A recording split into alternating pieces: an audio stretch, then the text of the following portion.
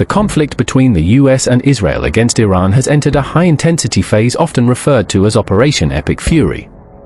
Over the last 48 hours, military officials have declared the start of a decisive phase, shifting the focus from neutralizing immediate threats to the systematic dismantling of Iranian infrastructure. A major component of this strategy has been the targeted destruction of Karg Island, which serves as Iran's primary oil export hub. Military reports indicate that approximately 90% of the targets on the island have been neutralized, effectively severing the economic lifeline of the Iranian regime and contributing to a sharp rise in global energy prices.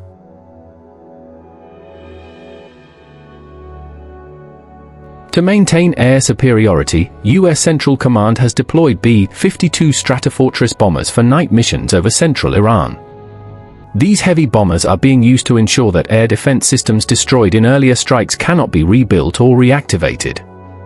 This escalation has been accompanied by heavy aerial activity over Isfahan and Tehran. In response to these maneuvers, the leadership in Tehran has raised allegations of false flag operations.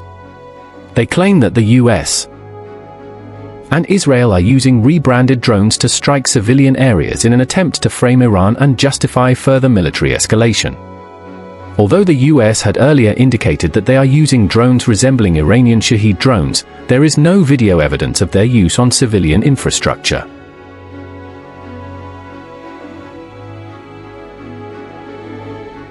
The regional impact of the war is spreading rapidly as neighboring countries find themselves caught in the crossfire. Within the last 2 days, Saudi Arabian air defenses intercepted 10 drones over Riyadh, while a strike was reported on the US embassy in Baghdad. These events have exacerbated the global economic crisis, with the Strait of Hormuz remaining largely closed to international shipping.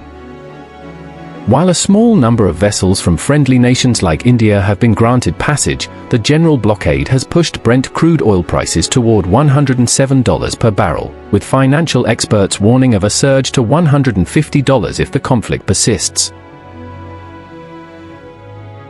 On the northern front, the situation in Lebanon has deteriorated as the 2026 Lebanon war intensifies.